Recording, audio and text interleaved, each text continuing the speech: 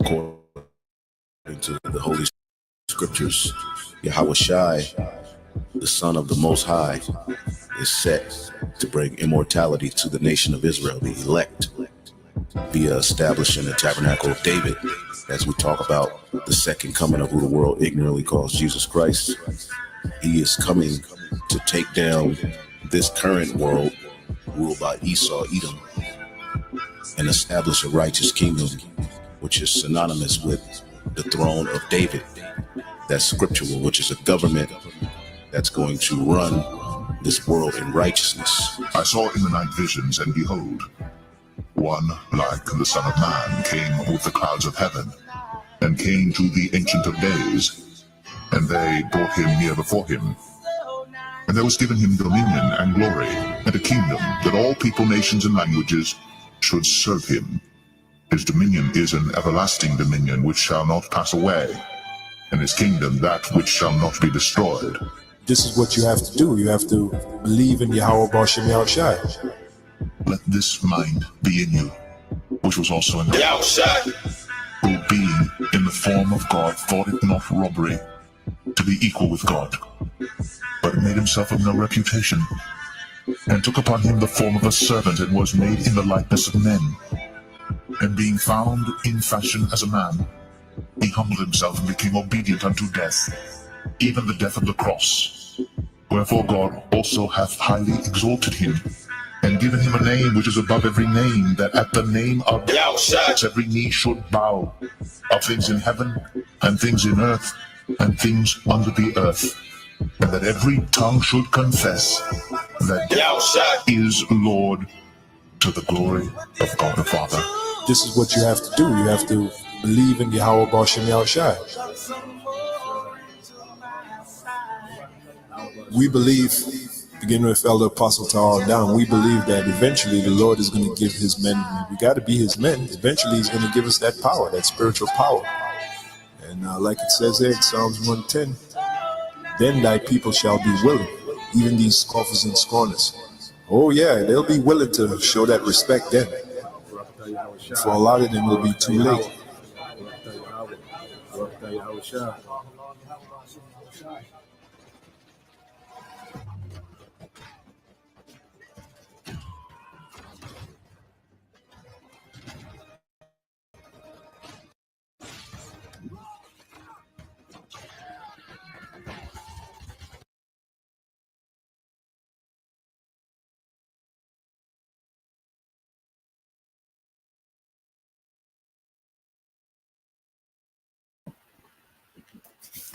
All right, Shalom. First and foremost, we would like to give all praise and glory unto Yahweh, Bahashem, Yahweh Shai, Bahashem, Kakadash. Double honors unto the apostles and the elders of GMS who rule well, teach well, being great examples to his younger brothers. And peace and blessing, salutation to the hopeful elect out there pushing his word and truth and this sincerity across the four winds in the name of Yahweh Bahashem, Yahweh Shai. Pushing to get up out of here. Shalom to the hopeful, the believers, the listeners who may have came back to the obedience of the scriptures through faith in Yahweh Bashim Al Shai. All right. And what we want to get into today, all right, with GMS Mississippi Camp, and what we want to get into tonight is dealing with, the technocracy movement, because as we, been keeping up, watching this devil, as we are in those times, where this devil is making this move, to establish, his new world order, okay, to make himself, likened unto the Most High in the earth, through left-hand means, okay. The scripture requires us, to be on our watch. Matter of fact, I'll get a few precepts, to go into that. And then we'll get into some videos and articles, so we can see, all right, what's the real deal, because it's a lot of smoke screens. It's a lot of fluff, it's a lot of, sleight of hands. Okay. It's a lot of distraction. It's a lot of vanity, it's a lot of division. All right.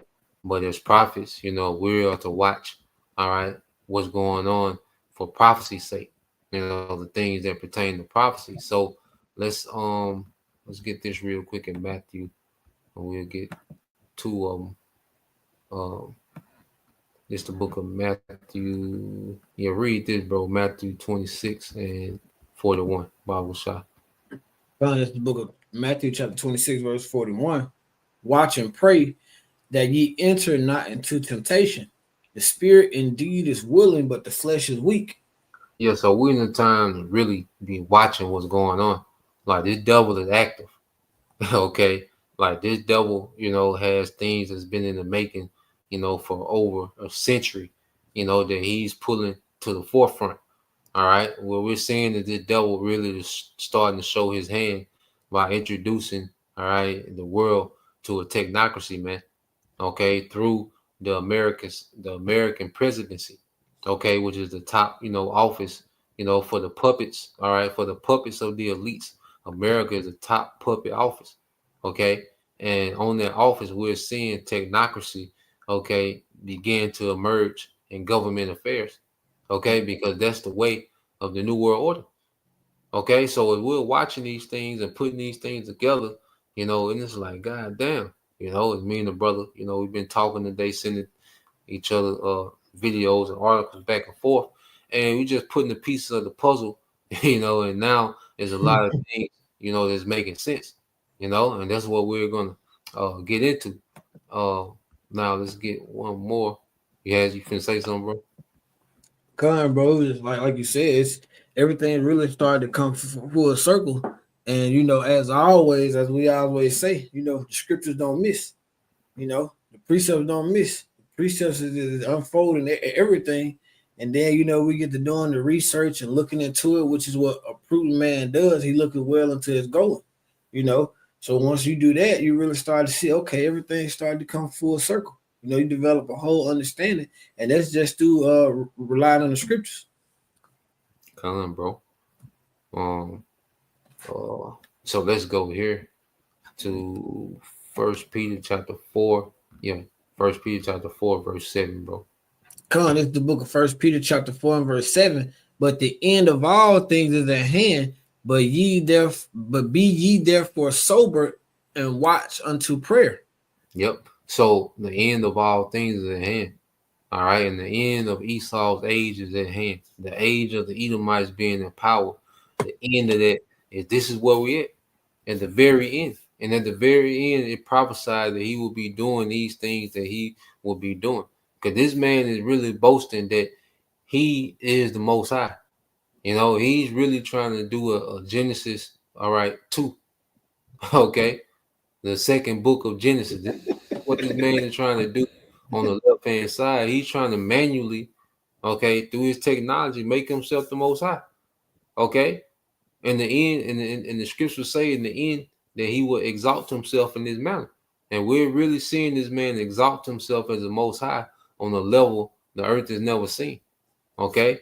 So we got some videos and it's gonna go into it. Did you have a point, bro, while getting the video ready? Nah, you brought it out, bro. Like we seeing it. Like he really boasted in this thing. And in his mind, he thinks that, all this is the right way to go. But the video is gonna really explain it. But you got it, bro. Come on, bro. So this is the first one, all right? Because we have to watch, like I said, we went into it the other day, these real shakers and movers, all right? These guys behind the scene that's a part of these secret councils, these secret movements, okay, that really, run the policy for world governments, okay? And now they're coming more to the forefront and their ideology is being exposed. They're pretty much presenting their ideology to the earth directly now. Okay, and this double, all right, he trusts in this AI, all right, and the AI is going to be linked to the MOTB. Okay, so this AI infrastructure is directly linked to the ushering in of the MOTB. Okay, because the MOTB needs an infrastructure to plug people into, so people can be tracked, monitored, all right, and completely controlled. Okay, from this central government of the elites. Okay, so this guy Yuval Harari, you have to understand that he's the next guy up. Okay, after Klaus Schwab in the WEF World Economic Forum. Okay, and you go into Klaus Schwab, he's a full blown transhumanist. Okay, Yuval Harari is transhumanist, and we're going to show you, all right, what Trump and Elon is on. All right, and we're going to go into a little history of Trump and Elon, but we're going to go into what these devils, like what they're really pushing real time. All right, and it's why you see that narrative of human error as we went into yesterday, because this is their solution for all human error. All right, is their boast, okay, in their technology, man. Okay, and if a brother could, I think that's brother can post Psalms 10 and 2 with a wicked boast in their heart's desire. Okay. But we play this. I say if you want to speak on it, just let me know. Stop it, bro. Come on, go ahead, bro. I'm just getting this songs. You got it. The conversation about AI or the impact of AI is getting more and more polarized every day. There are views on both sides. Some think it's going to be the biggest revolution, some think it's going to be the biggest threat. My speaker on the show today is someone who's very clear, I think, in his view, and someone I'm very excited to speak to. Yuval Noah Harari is a historian. He's an author, one of the foremost thinkers of our time, and is talking about his new book, Nexus. Yuval, thank you so much for speaking with us on NDTV. Absolute pleasure. It's a pleasure to be here. Thank you for the invitation.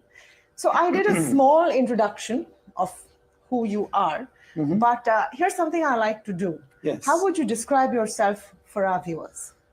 I'm a historian, but my view of history is that history is not the study of the past. History is the study of change, of how things change. And history is more relevant than ever before because we are in the midst of the biggest change ever in human history, the AI revolution.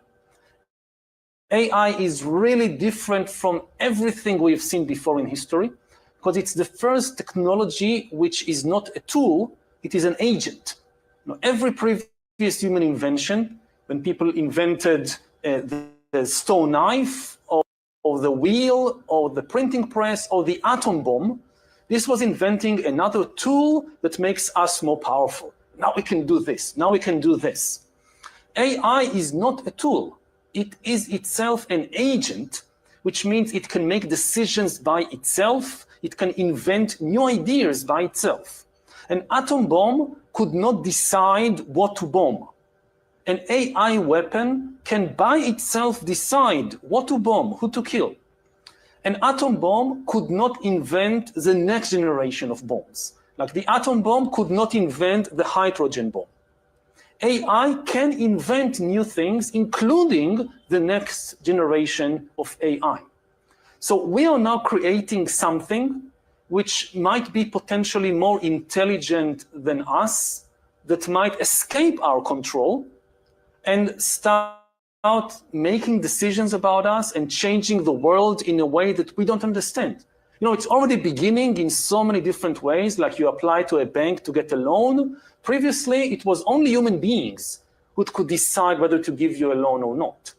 Now, increasingly, in many banks, it is an AI deciding whether to give you a loan or not. And this will happen more and more in universities, in government offices.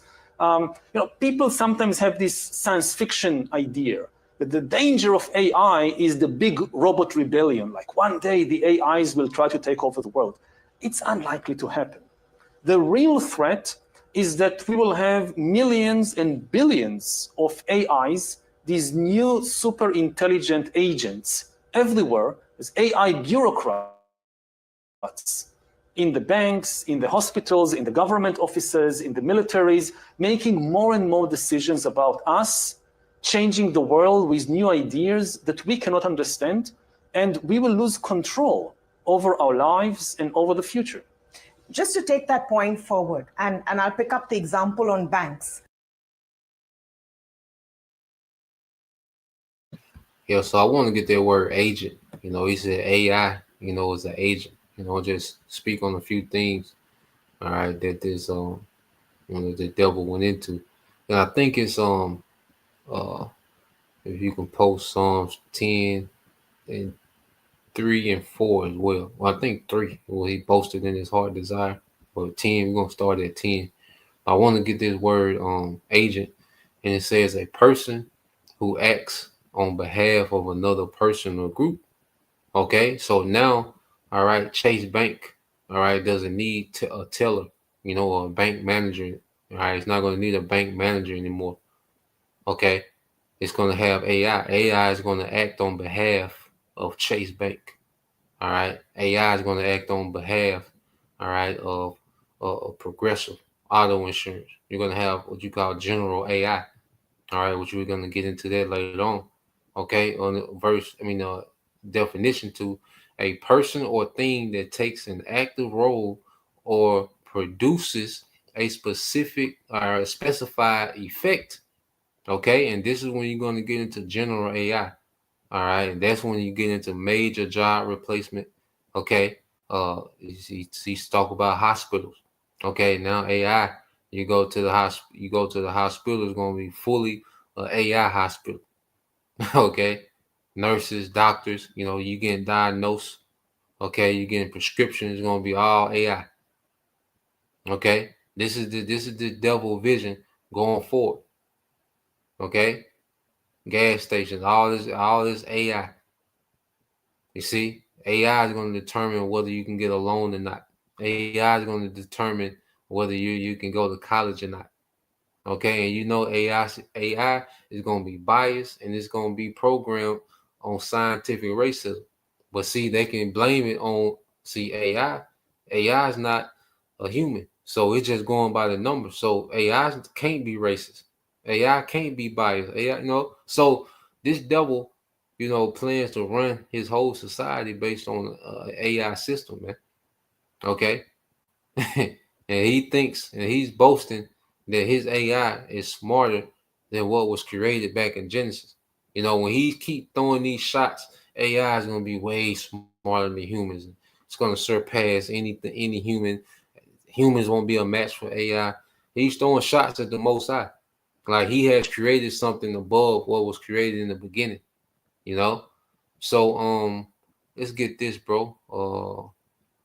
What's this? Psalms 10:2. You got it, bro. This is the brother Hope for Lake 3. Psalms chapter 10 and verse 2. The wicked in his pride do persecute the poor. Let them be taken in the devices that they have imagined. Yeah, so we're seeing the devil in this pride. And this AI is going to be meant to persecute. Okay? It's going to meant to oppress. It's all about more control. Okay, it's all about more tyranny. It's about complete control. It has nothing to do with upgrading humans and trying to make humans live forever. All right, now they want to live forever, and they're going to experiment with people. You see, the earth is going to be a big lab test, for transhumanism. Okay, but ultimately, man, this man, all right, is pushing this AI to have more control to oppress the poor, and that C-HIP is going to tie you into that system. Okay, and it says, let them be taken in the devices that they have imagined, man. Because as we were speaking of earlier, you best believe this AI, this devil boasting in this AI is smart and this and that. It's gonna play a part in this devil's destruction, man. We don't know what capacity, we don't know how much, but this AI gonna play a part in this devil's downfall, man. And he's gonna look like a complete ass, man. When it happens. You read verse 3, bro. Bro. It's the brother Hope for Lake 3.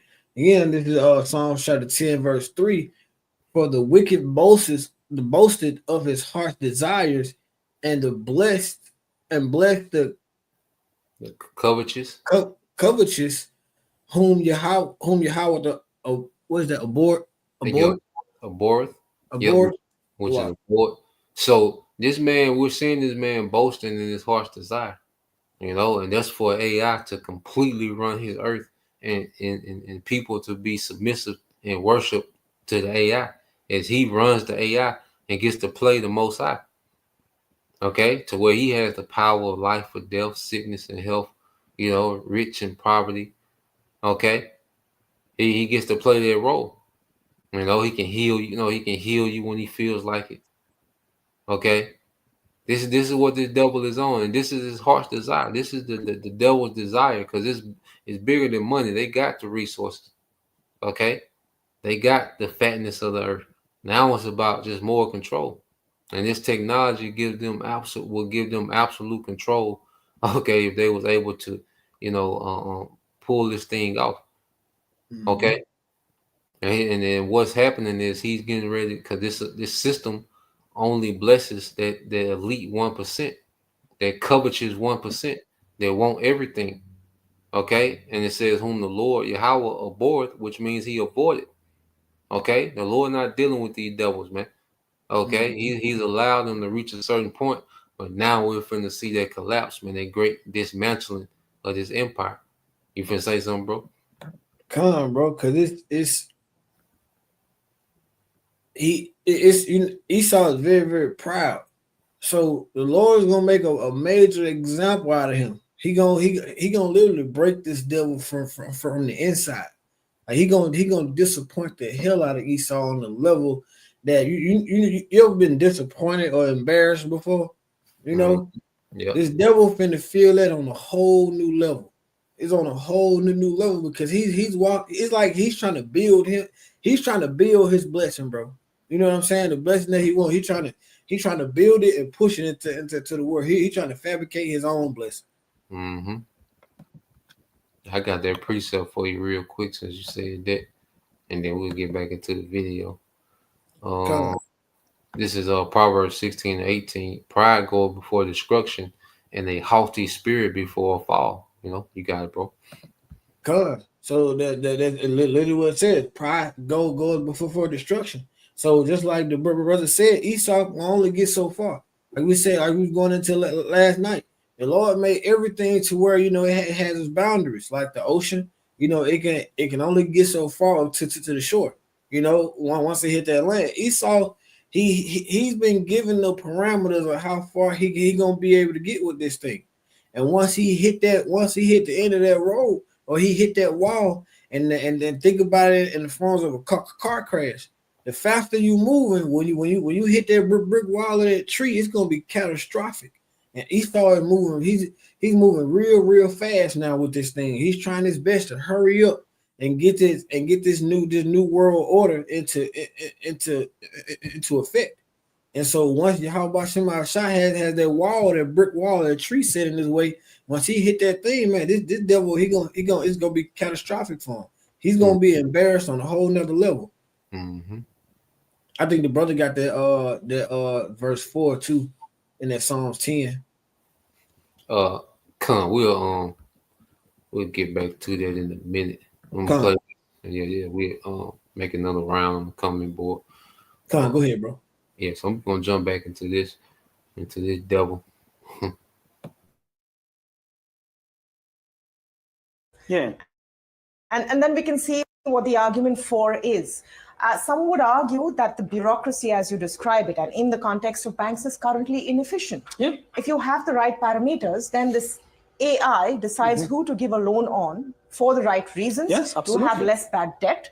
You don't have a possibly corrupt banker giving loans to a company for a kickback or a relative, and you cut that out. So, I mean, what about that side of the argument? I'm not saying that AI is bad. I'm just saying it's a very big change. There are many arguments in favor of AI. It could revolutionize banking in a positive way. It can revolutionize healthcare. With millions of AI doctors, so many people can't get a doctor. Yeah. So if you have millions of new AI doctors, it could create the best healthcare system in history. So even before we get to the judgment, is it good, is it bad, just to understand the magnitude of the change, that for thousands of years, we lived inside a culture created by humans. All the ideas, from music and songs, all the way to religions and economic systems, everything came from the human mind. Now, increasingly, we will live in a world in which more and more music, but also more and more religious ideas, more and more economic models will come from an alien intelligence. Why do you call it alien? Because it makes decisions in a completely different way than human beings. It's not organic. It's more different from us than chimpanzees or dogs are different from us. We are still all mammals. We share the same emotions. We share the same basic attitude to the world. Like we work in cycles. Like dogs and chimpanzees and cows and humans, we are organic.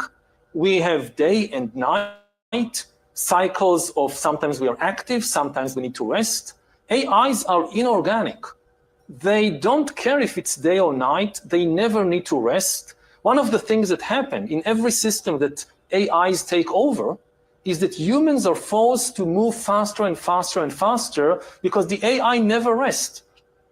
You know, even in finance, we talk about banks. So Wall Street is open, the market in Wall Street, only Mondays to Fridays, 9:30 in the morning to 4 o'clock in the afternoon. In the evening, at night, during the weekend, during festivals like Christmas, it's shut because also the bankers, they want to sleep. They want to have time with their family. Now AI is taking over finance, and AI works 365 days a year, 24 hours. So if you want to stay in the game, you have to move faster and faster. It happens to journalists, it happens to politicians. And if you force an organic being to be active all the time, you know what happens? It collapses and dies. This is what is happening around the world. AI is accelerating everything, and this is pushing humans to the brink of collapse. Now, there is immense positive potential there if we know how to control the AIs. But the problem is that the AIs are agents, and they are learning how to manipulate us. I mean, I give you one small example. When OpenAI, the leading company in the AI field, developed GPT-4 2 years ago, they wanted to test what can this AI do. So they gave GPT-4 the task of solving CAPTCHA puzzles. CAPTCHA puzzles are these visual puzzles, like you want to access your bank. Yeah. So to make sure that you're a human and not a bot, you have to identify a string of words or to find a cat or something to show that you're human. Now, the GPT-4 could not solve the CAPTCHA puzzle, but the researchers gave it access to a web page, TaskRabbit, where you can hire people to do things for you online. So GPT-4 tried to hire a human worker online to solve the CAPTCHA puzzle for it. Now, the human got suspicious. The human wrote on the site, why do you need somebody to solve you CAPTCHA puzzles? Are you a robot? I asked the critical question, are you a robot? And GPT-4 answered, no, I'm not a robot. I have a vision impairment, which makes it difficult for me to see the visual puzzle, the CAPTCHA. So this is why I need your help. And the human believed it. So the question is, who taught GPT-4 to lie? Nobody. They gave it a go. They told the GPT-4, your goal is to solve this puzzle. Do anything needed in order to solve it. And GPT-4, on its own initiative, first of all, decided to lie to the human. It understood, if I tell the human the truth, it will not solve the CAPTCHA for me. I need to solve the CAPTCHA, I won't tell him the truth. Secondly, it invented a very effective lie. Again, this is the two abilities of AI, to make decisions, I will lie, and to invent new ideas. Nobody told GPT-4 what would be an effective lie. Yeah. Of all the things it could say, saying that I have a vision impairment, I'm a human being with a vision impairment, this was a perfect lie. Yeah. So this is a very, very small example. What happens if this happens on a very big scale, as the AIs control the banks, the armies? You know, maybe the next big financial crisis is caused by AIs, and we can't understand. Like, you go to the prime minister, you go to the president of the US, and you say, you have this big financial crisis, but nobody understands what is happening because it's the decisions of the AIs, and it's too complicated for human beings to understand them. So what this tells us,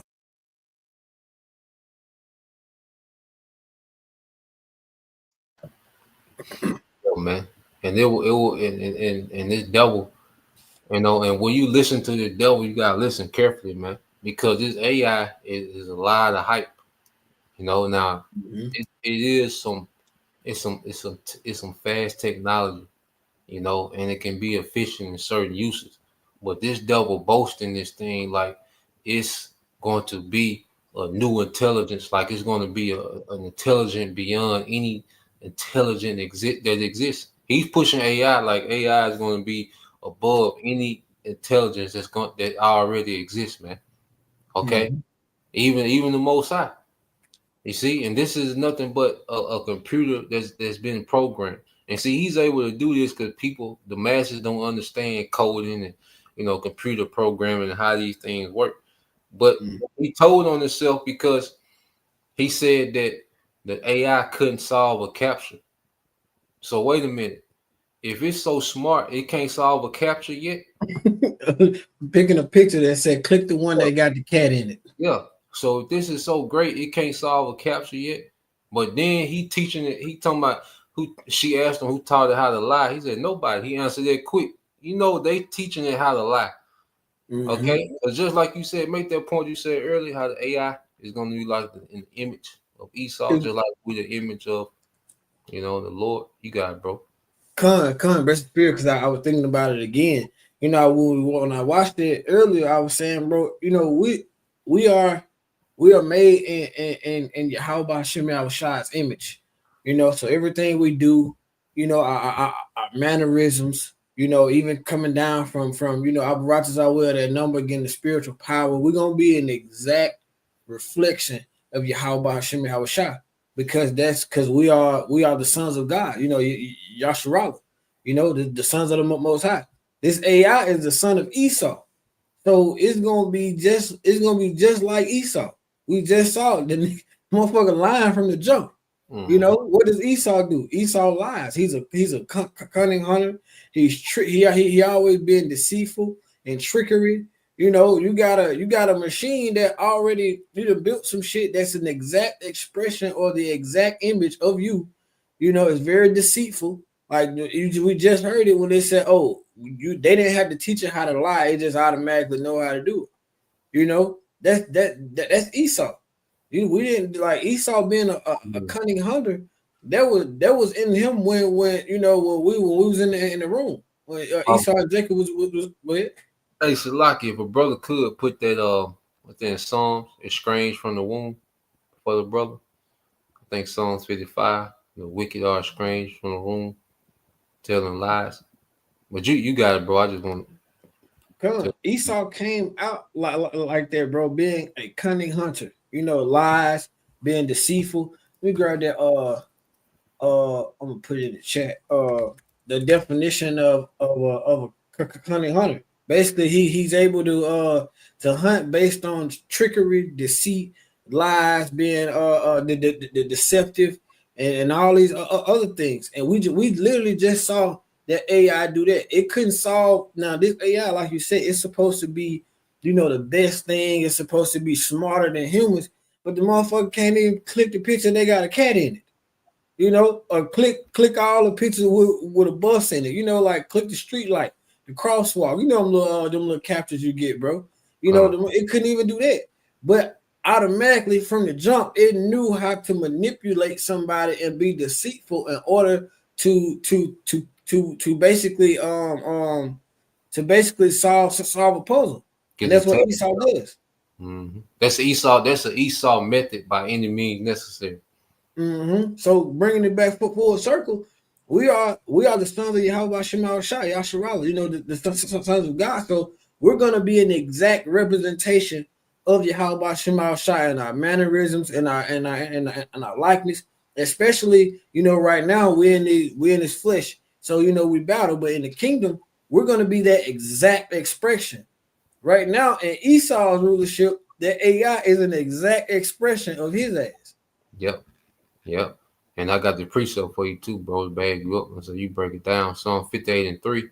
The wicked are estranged from the womb. They go astray as soon as they be born, speaking lies. So estranged from the womb. As soon as Esau came out of the womb, he was a cunning hunter. It was just him. This AI, they running the test on this motherfucker. He is already lying from the jump. So that's literally from the womb of basically the womb of being born. You know, as soon as the ACE, the AI, they run a test on it. It's basically quote unquote being made or born. You know what I'm getting at. So it's already lying from the womb, and then it says they go straight as soon as they are born speaking lies. I mean that's straightforward. Like he literally just said that they didn't teach it how to lie. They didn't teach it how to manipulate. And then the crazy part is he did it in a way where the human fell for it. Yep. You know, like what did it say? You know, I have a vision impairment where I can't solve these puzzles.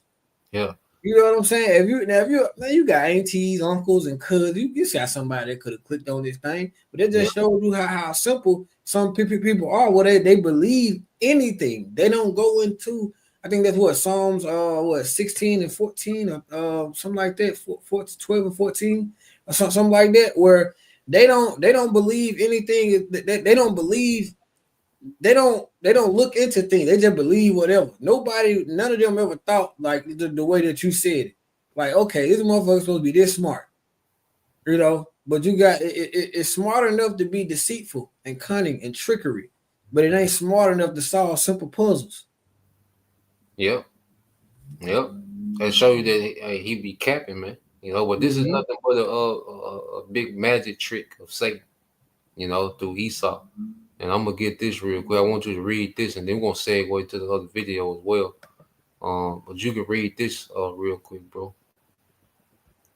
Come. This is the book of Isaiah, chapter 45 and verse 9. Woe unto him that strived with his maker. Let the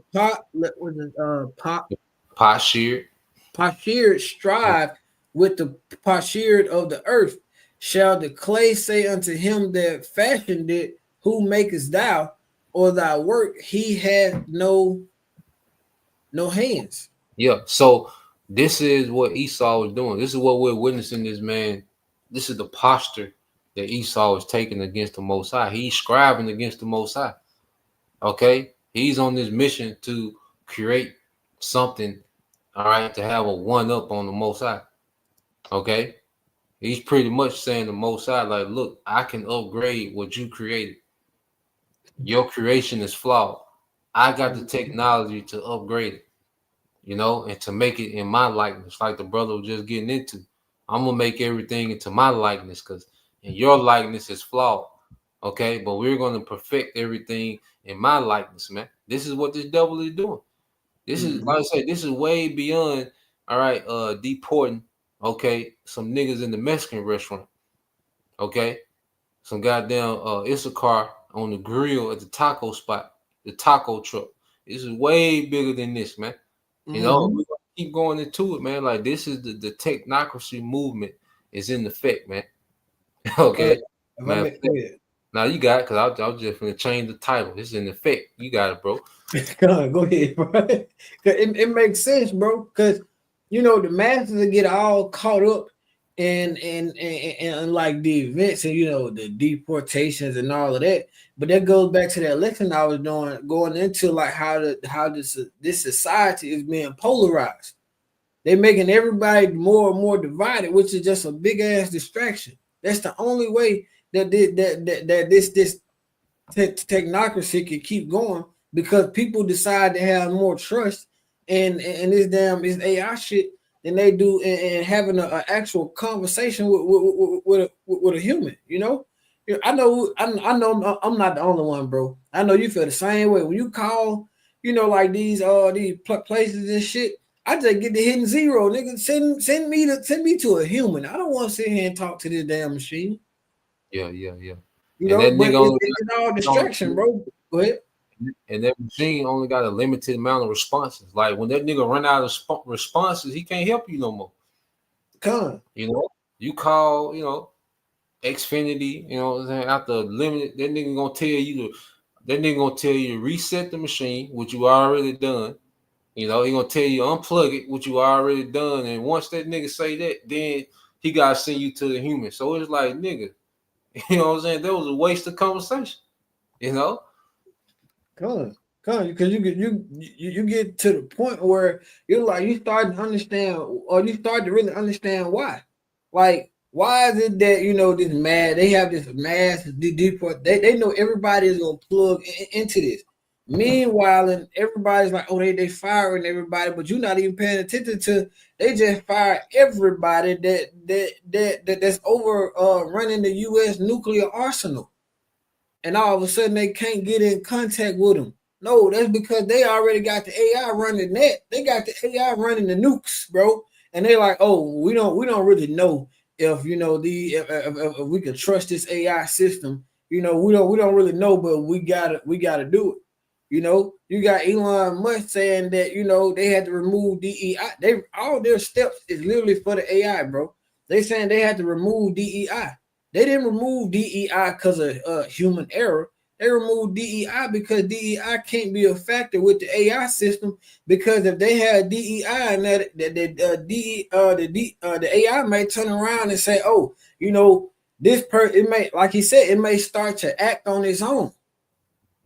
So you know what I'm getting at, bro? Like, it gets to a point where you gotta really look at these things. Like you said, it's much bigger than the small, minute things that we're seeing. When they, like you said, when it comes to Esau being deported, man, that's just to get you drilled into that. And then it's in the spirit. You see that? You see that picture in the middle, bro? Yeah, talking about Issachar being deported.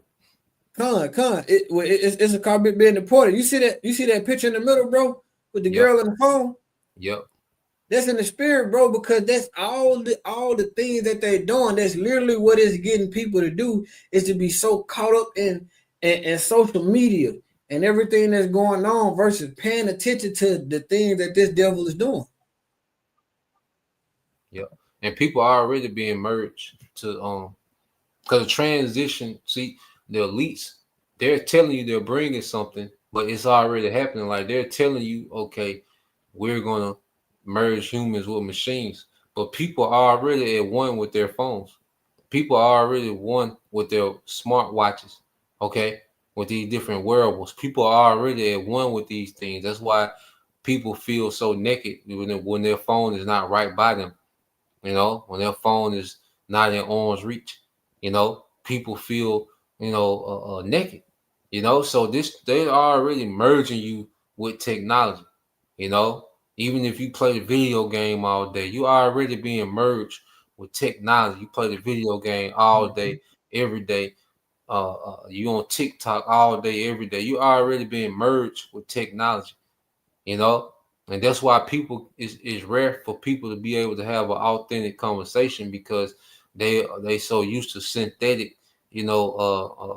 these synthetic I know what you're talking about. stimulation. Yeah, the stimulations that come, the synthetic, that they're not even stimulated by authentic conversation anymore, man. But I got that precept for you, then we could get into the next video, bro. This the brother Hopeful Leg 3. Now I'm gonna read it for you, bro. You have Go ahead. Yeah, you had made the point. In Proverbs 14 and 15 said, the simple believeth every word, but the prudent man look well to his going. The simple believe it every word. No matter what this devil says, that they're going to believe it just from the jump.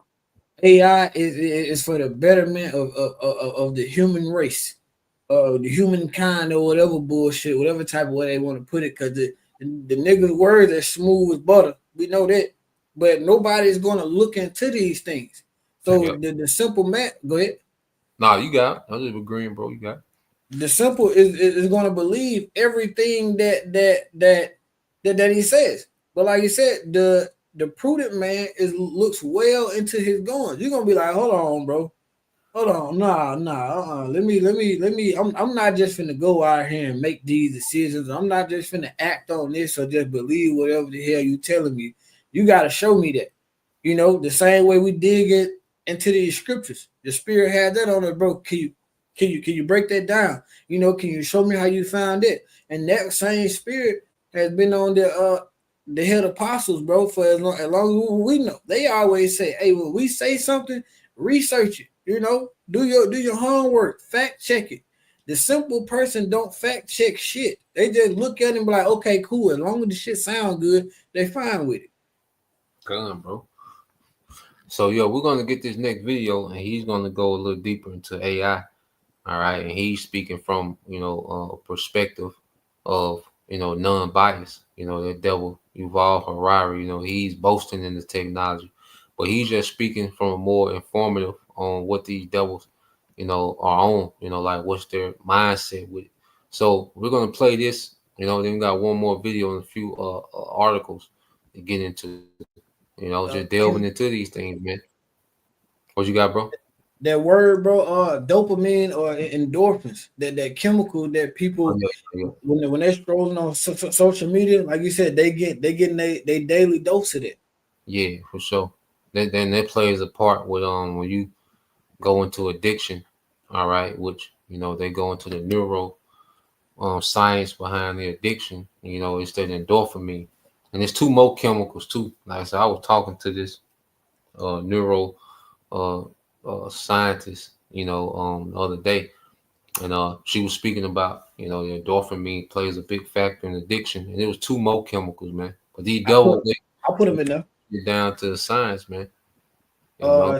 Steve Yeah, yeah, said, yeah, yeah. yeah. What she said, yep. Mm-hmm. Dopamine, serotonin, yep. So yeah, man, these devils got this shit to a science, man. And they play and manipulate the minds of the masses on the daily, you know. So let's let this play, and we'll go from there, bro.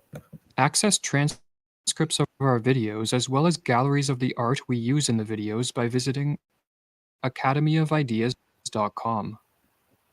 In an interview in 1964, the science fiction writer Arthur C. Clarke stated, "The most intelligent inhabitants of that future world won't be men or monkeys. They'll be machines, the remote descendants of today's computers.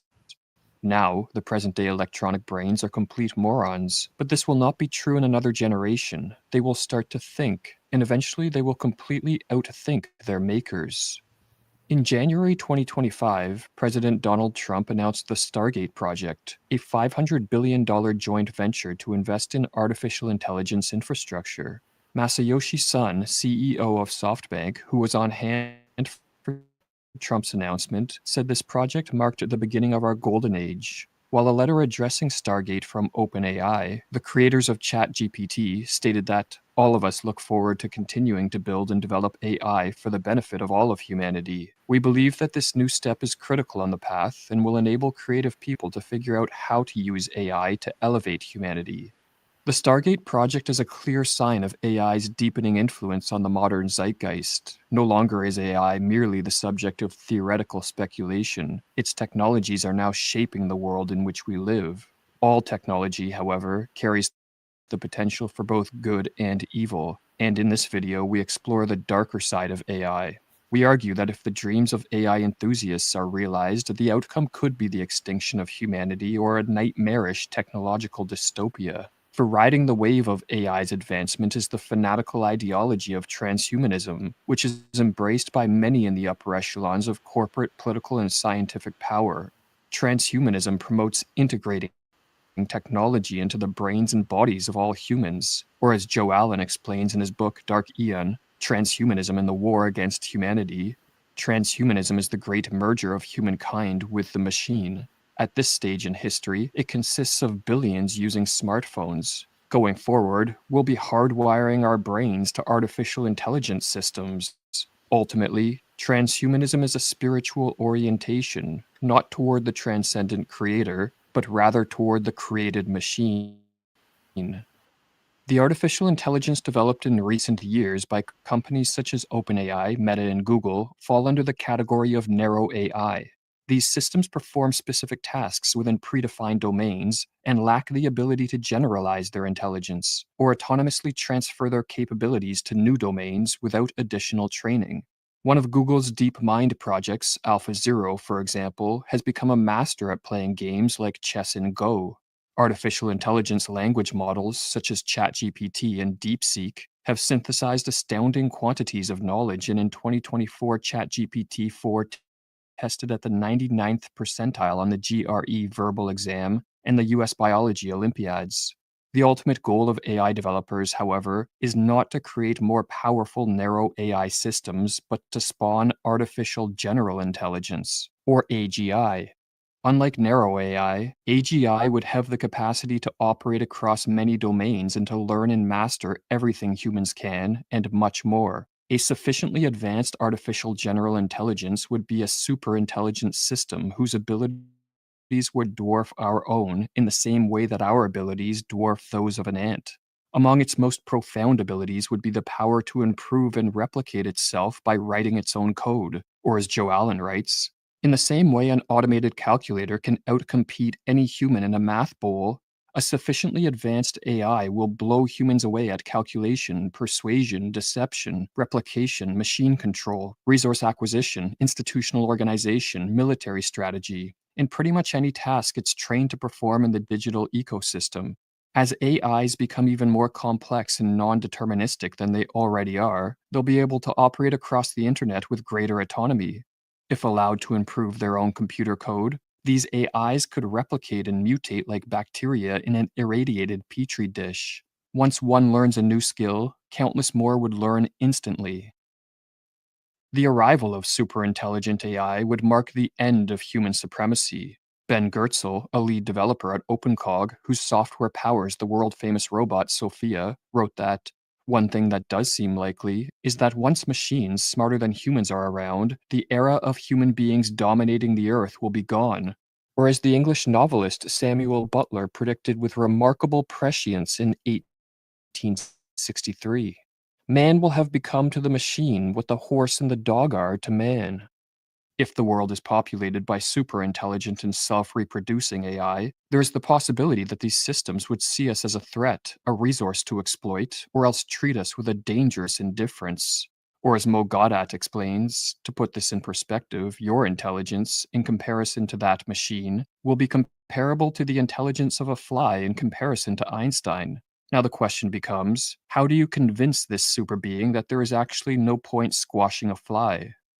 That AI could bring about the end of humanity is not a fringe concern voiced only by Luddites. Rather, it is shared by a significant portion of individuals working at the cutting edge of AI. According to the Stanford AI Index, 36% of AI experts agreed that AI decisions could cause nuclear-level catastrophe.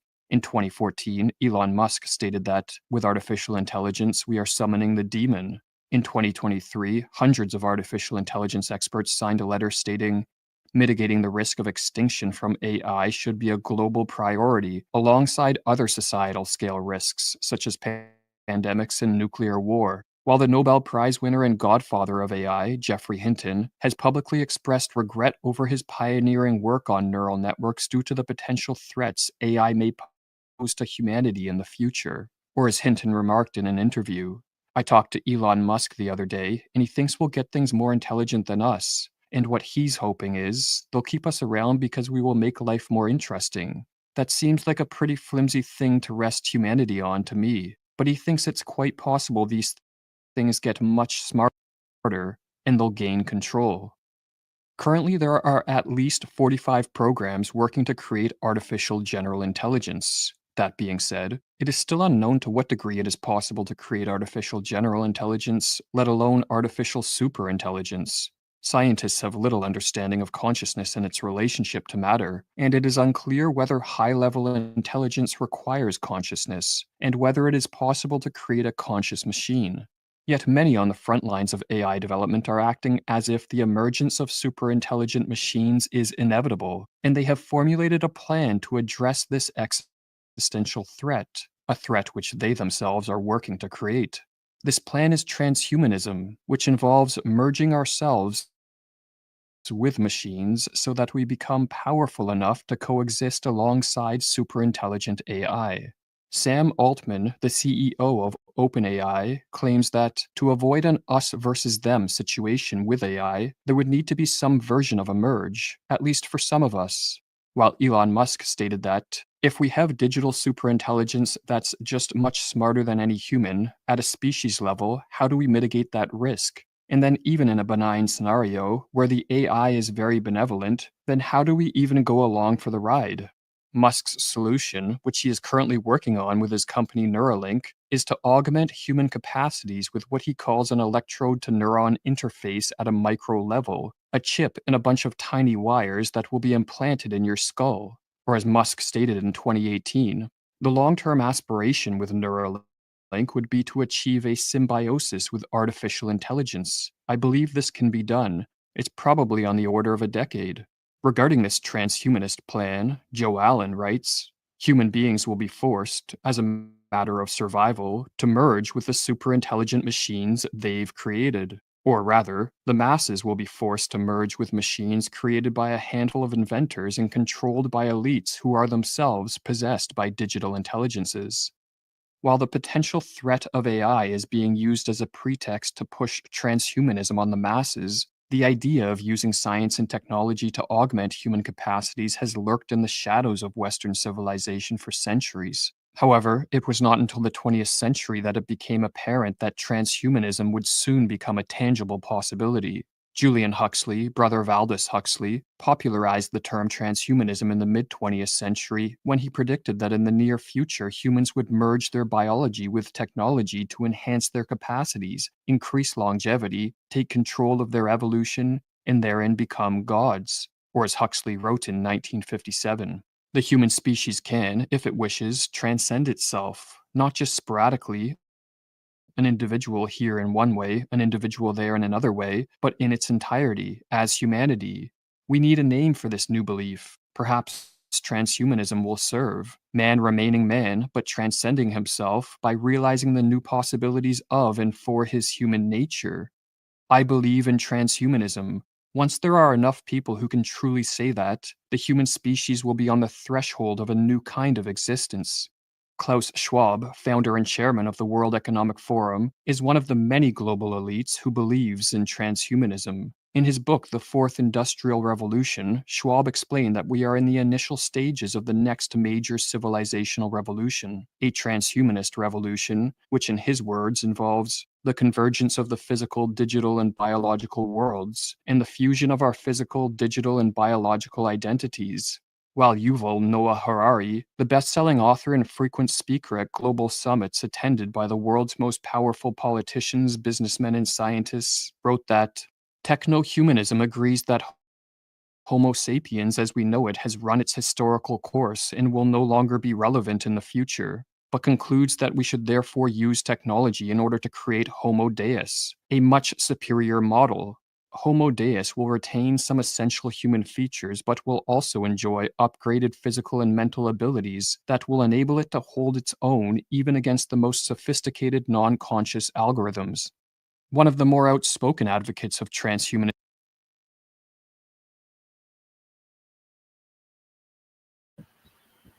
So yeah, man. And these globalists are all on this tip. And the mindset that we have to understand, all right, behind Esau Edom, okay, he's hyping up AI to scare people into thinking like if you don't merge with technology, you're not going to keep up, you know? So that's even the scare tactic of his own for him to keep pushing. Look, AI going to replace y'all. It's going to replace y'all. It's going to be super intelligent. You're going to be like a house cat. You know, you're going to be like a house cat against AI. So you have to merge with technology to keep up with what we doing over here. So this is another method, you know, of herding people, all right, into transhumanism. Because I get that. I want you to read it, but if you had a point, you can make it too. I'm gonna pull this real quick and go into. Just going into really just point out a few things that when we were watching it. It's going into that Stargate project. That Stargate project is the initiative where they're investing 500 billion into building the AI infrastructure. And it makes you really like you said, we always look into these things, and that's in the spirit. I was thinking about Revelation 13 too. But we look at we think about these things. Why did IT? The IT. How all of a sudden there was a huge,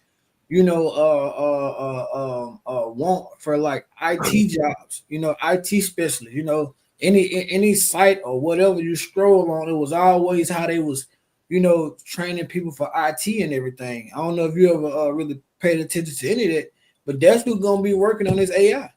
Like if you look it up, those IT workers a mass part of their job requirements is that AI.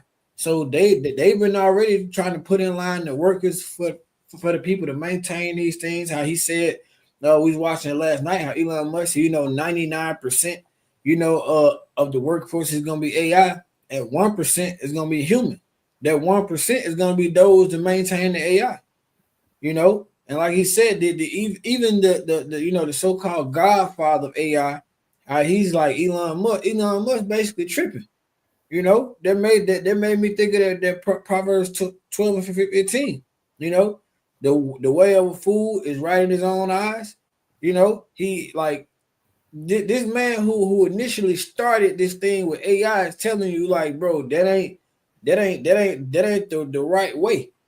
That's not right. They're just like one of us going to the apostles and trying to tell them, hey, what you just said is wrong, knowing they breaking down the scripture 100% correctly. That's why I said a fool is right in his own eyes, but he that hearken unto counsel is wise. He that listens, he that listens and tries to understand. Okay, cool. I got two ears and one mouth for a reason, so I should be listening twice as much as I'm talking, because that's the only way you can learn. You can see Elon Musk in his own eyes. He feel like he's right, and this is the way to go. If you got it, bro. Come, bro. And you just gonna get into it, because even going back to hearkening to he that hearkening to counsel is wise. Well, nature itself is built off wisdom. There's so much wisdom just within nature itself, and everything complement each other to where it just has to be managed. Okay, but this nigga's like, nah, we finna upgrade everything. We finna change everything. You see, him tampering with wisdom is him ignoring wise counsel. So and then this whole, like I said, with this transhumanism, like this whole thing of hyping AI up as if it's gonna just outmaneuver, and these people are saying this like like it's just a small thing. Like here it is, they're creating this thing, and they're like, yeah, it's gonna outperform us, and I hope the AI is nice to us once it gets smarter than us, But they're saying these things to put people in fear to go ahead and merge with technology, man. Okay, which when you go into Revelation 13 and 16, John the Revelator, he's seen transhumanism, because putting this C-hip in you uh is your pathway to transhumanism, man. That Neuralink, that's transhumanism, you know. So you can read that, bro. Revelation 13 and 16. Come on, the water, bro. I got you. This Revelation chapter 13 and verse 16. He called it all, both small and great, rich and poor, free and bond, to receive a mark in their right hand or their foreheads. Yeah, so this is merging technology with man. Even though it's a small piece of technology, it's going to be linked to a enormous infrastructure, like the brother getting into the Stargate, for data gathering, and the smart cities, 15-minute cities. Okay, that small piece of technology is going to link you to a global infrastructure, man. Okay, whether it's in your hand, your forehead. Okay, well, this is merging man with his technology, man. All right, you got it, bro. Come, verse 17. And that no man might buy or sell save he that had the mark, or the name of the beast, or the number in his name. Yeah, because buying and sell is a major component, of this C-hip. But it's not the end all be all. But it's a major component. And John, he's seen people couldn't buy or sell without it. He's seen people were outcasts in society without this technology in them, man. Okay. So what's the major part of existence? Because this is a consumerism society. All right, is what? Buying and selling. People survive off buying and selling. Only 1.8% of America's population are farmers. Okay, so the masses are, on the grid, to where they're subjugated to what? Buying and selling, and that's going to be another. That's going to be a more leverage that this devil is going to have on the masses. That look, we're going to take the money digital. So if you don't have the money, you can't operate in this society. If you don't have this technology, you can't operate with this new money to buy and sell. You can't do business without this technology, man. You know, so it's a forced hurting of the masses, hurting humanity. Okay, that channel, you know, one of those alternative news guys called Hurting Humanity. So we're watching the devil hurt humanity, man. You know, one thing segue to the next video. You got it, bro. And that's just, you know, we gotta automatically say that, you know, there's also a cut to any of these other camps that try to say that, you know, the mark is not, you know, the C-hip. You know, you literally just said no man may be able to buy or sell. They saying this C-hip gonna be your wallet, it's gonna be your ID, it's gonna be everything. So last time I checked, you can't buy or sell with sin, you know. And if that's the case, you know, then everybody would have it already. If it was that case, but you know, you gotta say that, you know, that's also a cut to that. You know, we know what this mark is. It's that C-hip. Come on, bro. So yeah, this is the next video, and this is from Redacted. And you know, the guy that comes in, the guy that they brought in, you know, he's gonna go in, he's gonna break down Trump, you know, and what he's really about, and the people that he got around him. Okay, because as we went into, you know, the World Economic Forum, we went into, you know, transhumanism, but now we're seeing, okay, what Trump office is really about. Okay, you see, so he's gonna go into these things, and then we're gonna investigate, all right, the origin of what we call the technocracy movement. All right, because that's a movement that started in the 1930s. Okay, and we're gonna go into it and just investigate, man. You know, hey, watching, you seeing what the hell is going on, man.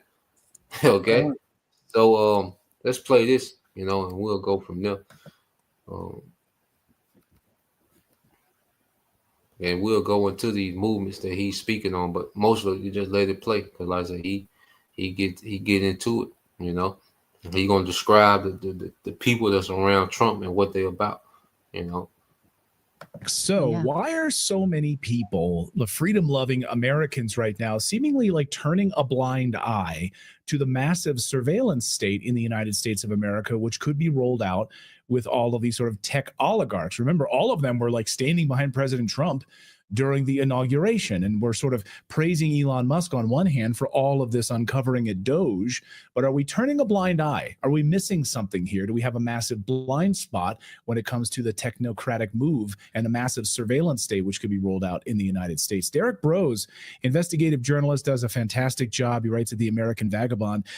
He's here, and of course he's been covering this story for years, and we wanted to invite him on. He's got a couple of new articles out right now. Derek, welcome back to the show. Great to see you. Hey guys, thanks for having me on. I appreciate it. Our pleasure. So what's your biggest concern right now as you look at the sort of technocratic landscape and this massive sort of biosurveillance state, which seems to be creeping its way into our lives? Yeah, so over the last 2.5 months, I've written 3 articles at the Last American Vagabond, each of them kind of picking at this story. The first one you alluded to, Clayton, was focused on Elon Musk's contract. It's a $1.8 billion classified contract with a project called Starshield, which is basically the military industrial complex intelligence network side of Starlink. Most people know Starlink is the internet, satellite internet company that allows you to access internet pretty much anywhere in the world. And it's done some great things, helping people in disaster situations, as well as people in very low bandwidth areas.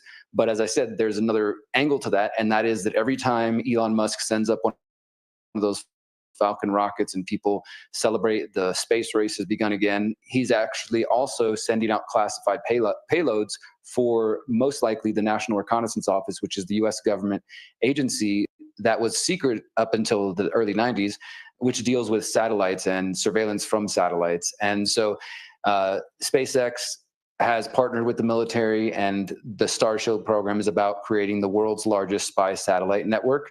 And in my article at thelastamericanvagabond.com, I mentioned the head of the NRO, his name's Christopher Scalise. He actually gave a talk in late 2024 where he said, in his own words, quote, "You can't hide." Now, of course, he was referencing bad guys, terrorists, only criminals, and saying that that's what this is going to focus on.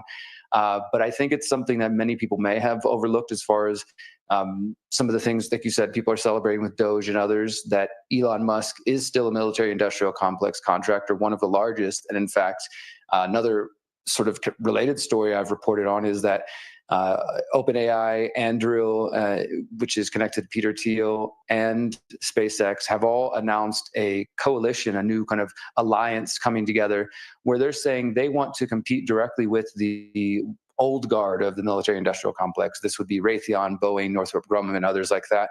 And I'm afraid that we're going to see a sort of inversion where all of a sudden it becomes cool to become a military industrial complex contractor because it's Elon and because he's aligned with Trump and we're doing all this cool stuff and Doge, and et cetera.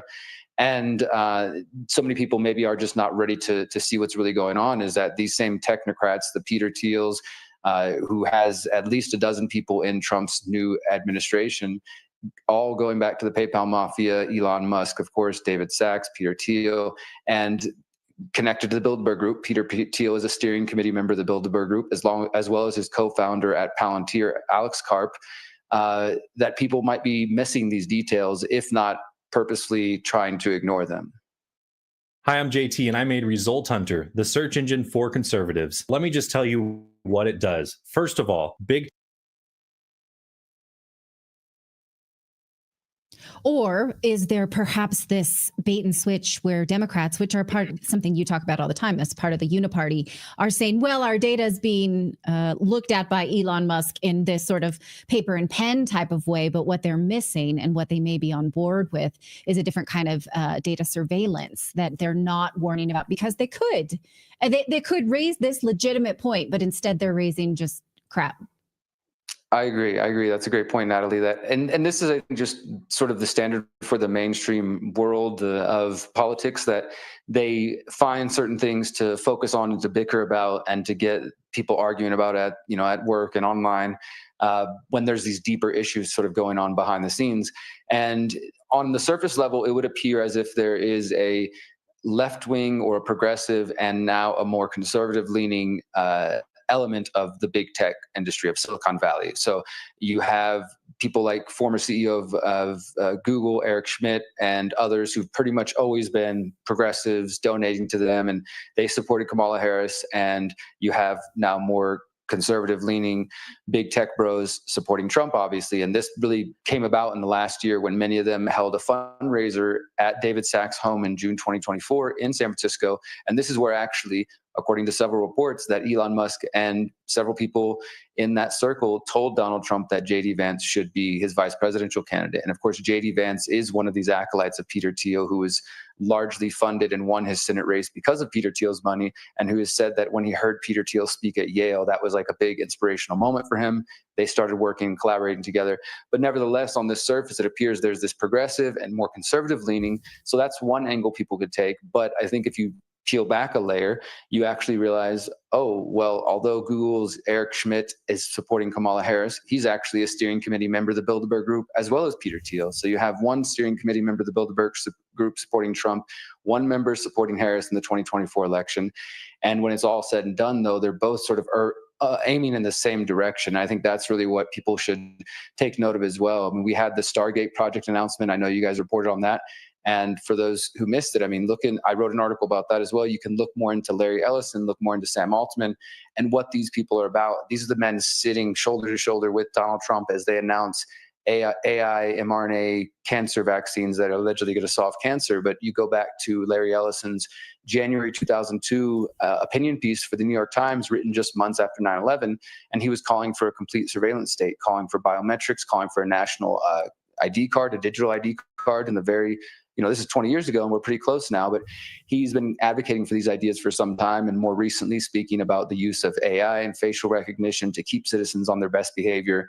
And so these are the people that he's, of course, the head of Oracle, and Sam Altman over at OpenAI right now under investigation for their whistleblower allegedly having killed himself, despite signs to the contrary of that. And these are the kind of people that are partnering with Trump to the tune of $500 billion for this new Stargate project. And in addition to what I mentioned, that there's at least a dozen Peter Thiel acolytes in the current Trump administration. I know you guys had Whitney Webb, and she spoke about Jim O'Neill at the HHS, but that's really just one piece of it. I touched on J.D. Vance. There's obviously David Sachs, who's going back to the PayPal mafia. He was the crypto and AI czar.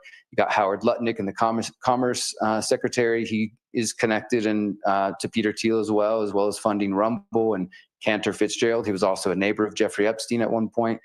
And the list goes on. And there's also Ken Howry. I'll just mention him. One last thing on him. I think he's an important piece of this puzzle as well. He was appointed to ambassador to Denmark, and some people are like, okay, big deal. Peter Thiel acolyte is being the ambassador to Denmark. He has no power, no influence. He didn't just work with Peter Thiel one time, though. He was part of his fellowship, part of the Thiel Foundation and organizations like that. But when you put this into context of Trump's calls for wanting to purchase or take Greenland and make it part of the United States, Greenland is under the Kingdom of Denmark. So Ken Howry, this Peter Thiel acolyte and associate, is now in a position to help negotiate or try to make that happen if that's really what Trump wants. And the other important piece of that is that if you go back to the original technocrats plan from the 1930s, the original technocracy movement, which said that we shouldn't have the political class, we shouldn't have the business class, that we should have technologists and engineers and the scientific elite basically micromanaging society using the machines, or what we would call AI now. Their original plan called for the tech native North America, and this included the United States, Canada, Panama, and Greenland. So what Trump is calling for is, in fact, very, very similar to what we heard almost 100 years ago from the original technocrat movement. I want to pause it there and just to segue to the technocrat movement, and then we'll let the rest of it play in a minute. But let me pull this up. You had something to say while I pull this up, bro? Nah, bro, you got it. Go ahead. Up. Okay, come. So yeah, let's segue, because he's pretty much, because you hear this guy Peter Thiel. Well, these are all technocrats. Google. All right, these are all technocrats. Okay. J.D. Vance, which is a Trump vice president, is a technocrat, and Elon Musk comes from a family of technocrats.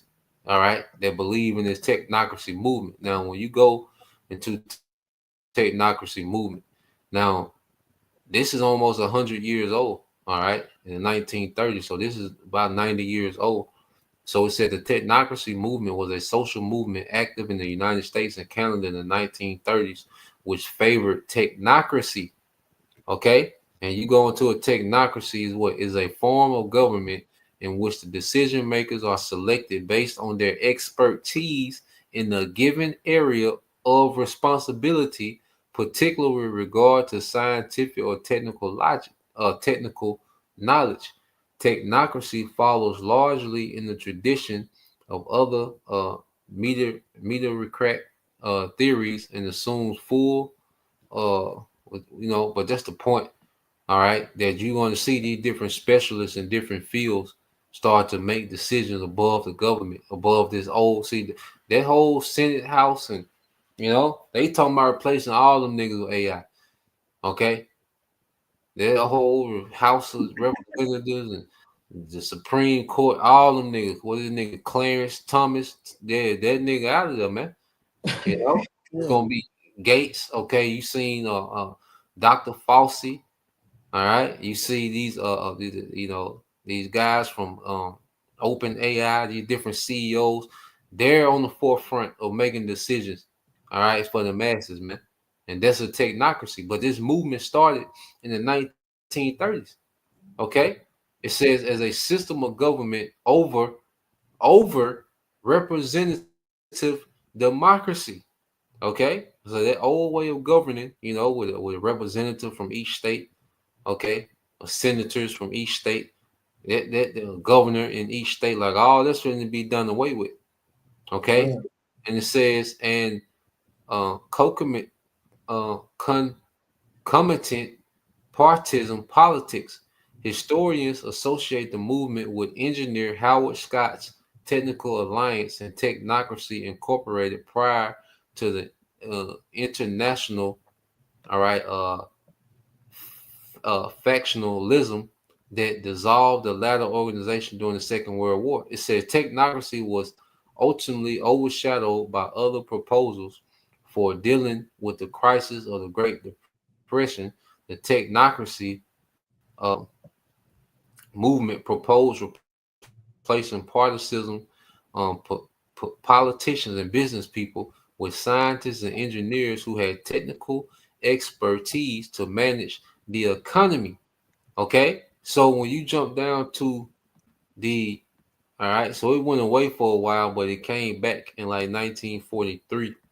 But when you go into the where is it? If I Yeah. may add too, So bro, go ahead. you got, bro. No, you No, got we it. seeing it. We actually seeing that in effect right now.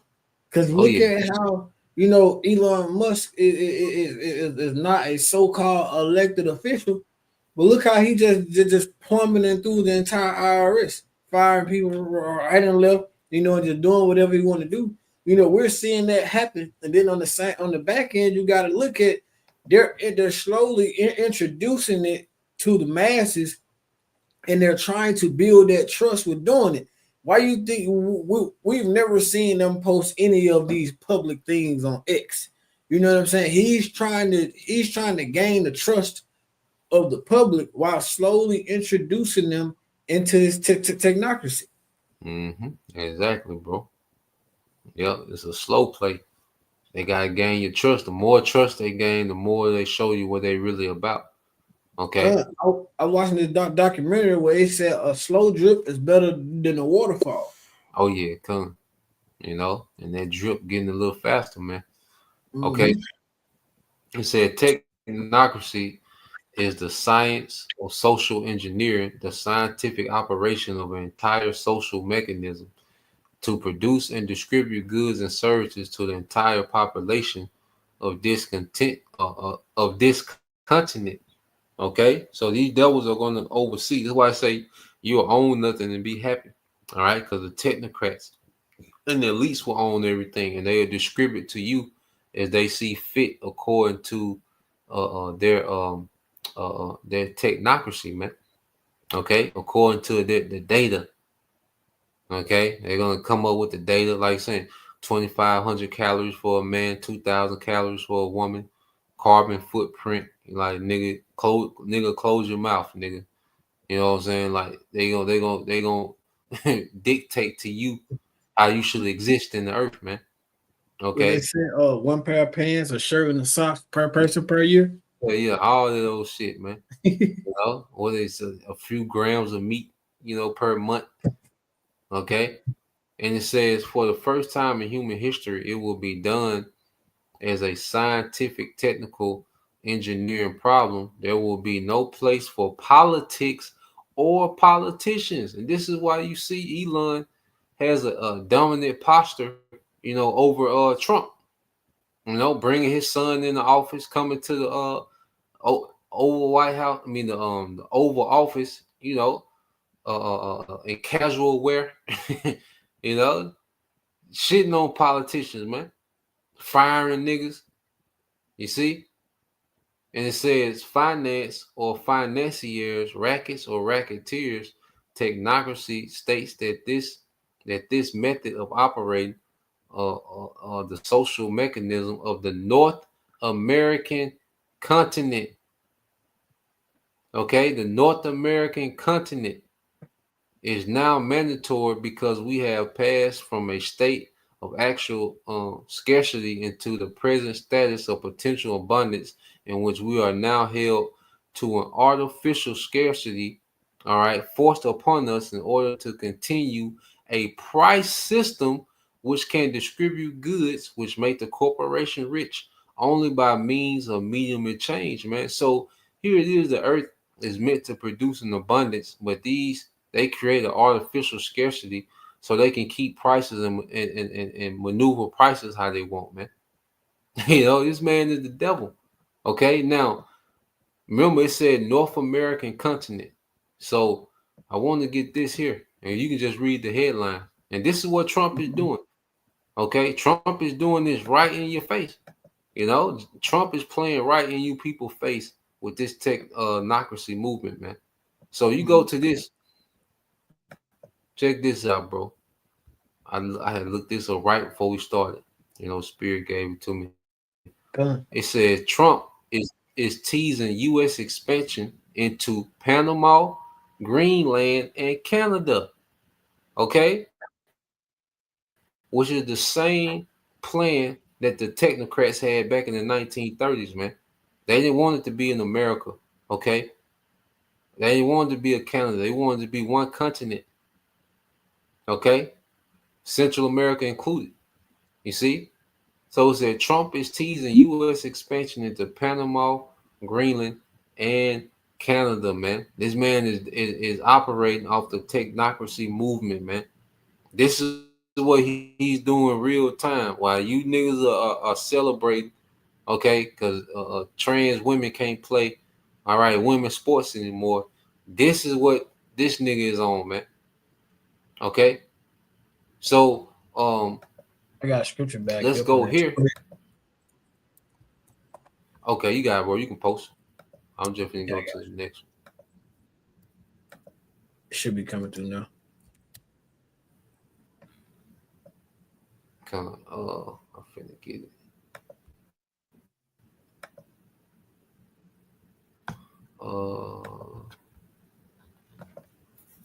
You got it, bro.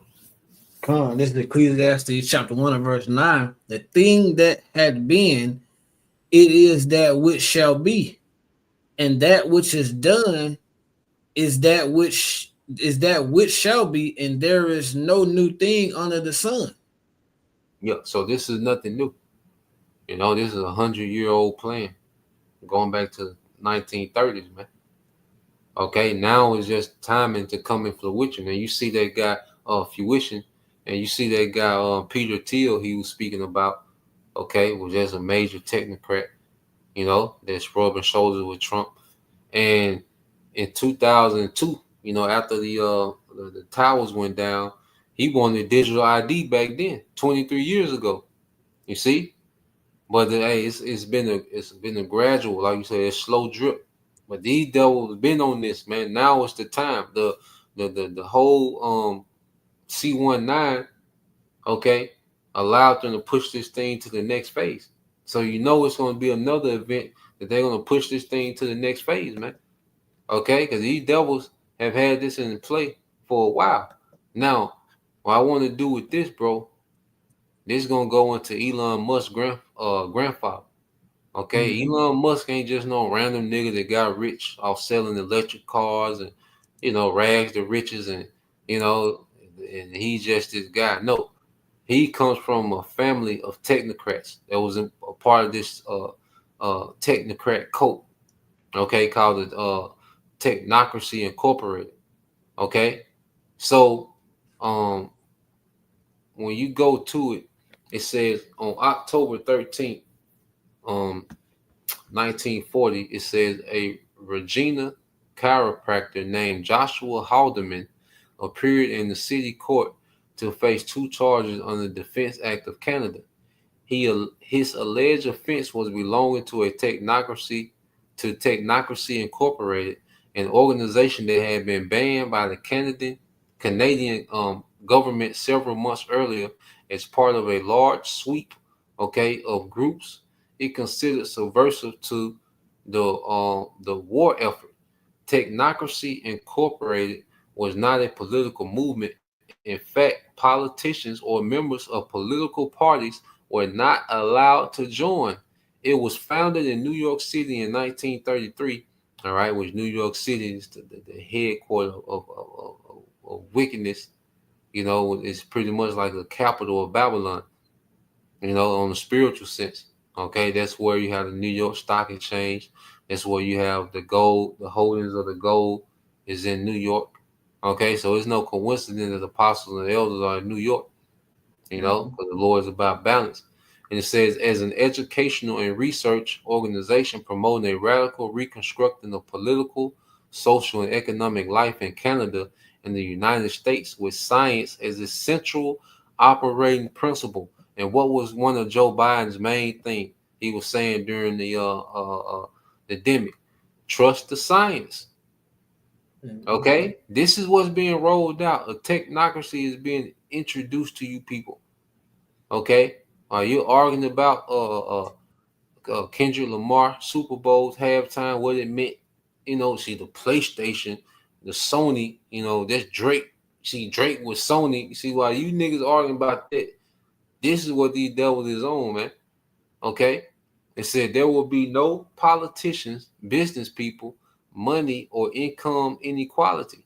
Okay, and what's been the topic? UBI, universal basic income. That's income inequality. That's getting rid of income inequality, man. It says those were all features of what technocracy called the price system, and it would have to go. There will be no countries called Canada or the United States, either just one giant continental landmass called Technate.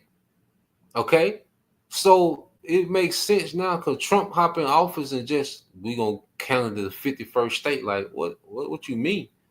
You know what I'm saying? Like you don't even hear about Canada, but all of a sudden this nigga pop in office talking about Canada, the 51st state. Okay, but then you go into the doctrine, okay, of technocracy. Now we're seeing it makes sense. Okay. So it said there will be no countries called Canada or the United States either. Just one giant continent landmass called Technate and a techno utopia run by engineers and other experts in their fields. In the Technate, everyone will be well housed and fed. You're right. All material needs will be taken care of, whether you have a job or not. You own nothing and be happy. Okay, they're gonna put you in them chicken coops. Okay. That's a lot, bro. All right. Yeah, it's gonna get their UBI. It's gonna tell you what you can spend it on, when you can spend it on. Okay. It's gonna be a nightmare. Yeah, social credit score. Okay. Act up and you ain't get shit. Nah. And it says Joshua Haldeman was a leader of Technocracy Incorporated in Canada from 1936 to 1941, but eventually became disillusioned, all right, with both the organization and the country, and packed up his young family to start a new life in South Africa. In June 1971, Haldeman's daughter, Maeve, gave birth to his first grandson. He their firstborn. His name is Elon Musk. You see? Can't make it up, bro. This is the play. Okay? We got Issachar. I ain't going to work today. Nigga, this is the play. Okay, they don't care about your ass not going to work Monday. Because if soon you not gonna be here to go to work. Okay? They finna delete a lot of people and they want to roll this out, man. 7.8 billion. Yeah. And see, he was a leader. His grandfather was a leader of Technocracy Incorporated. And they'll say that he became disillusioned. But no, you can tell that he groomed Elon for this. Okay? Because you jump down here, it says in 2019, Musk tweeted accelerating Starship development to build the Martian technocracy. Okay. That boy better wake up. Shit. I got a quick one, real quick. Because this can go both ways, and then we got a few more we can close out. I got a few more I want to get into, but you get this here because this can be on the right hand side or the left hand side.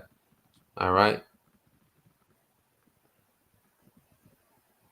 So, matter of fact, let me go ahead and share this.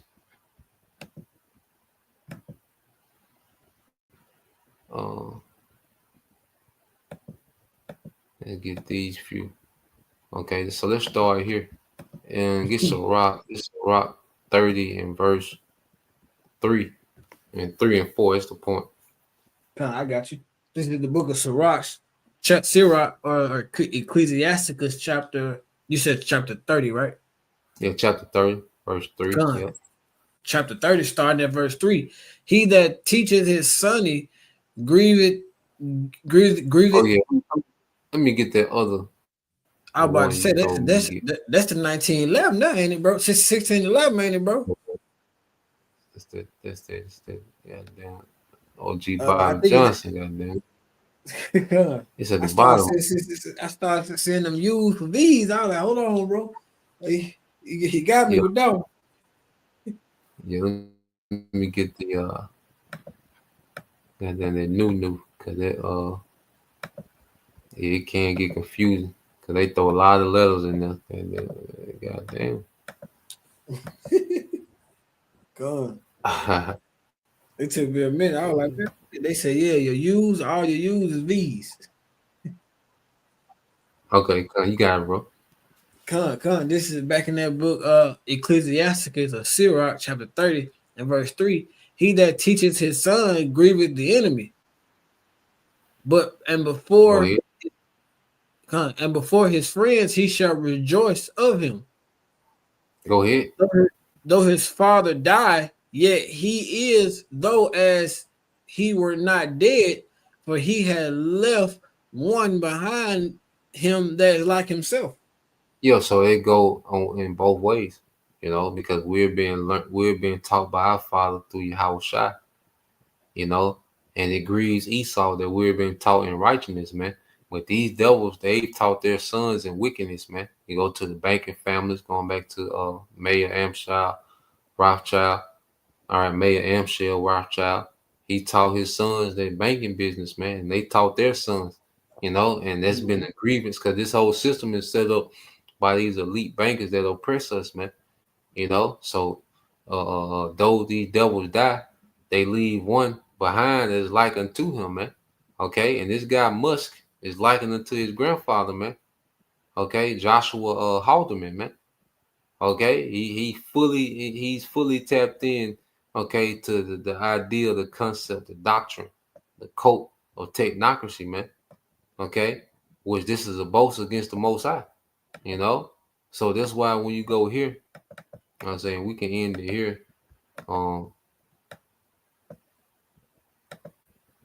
Because these devils are boasting against our power.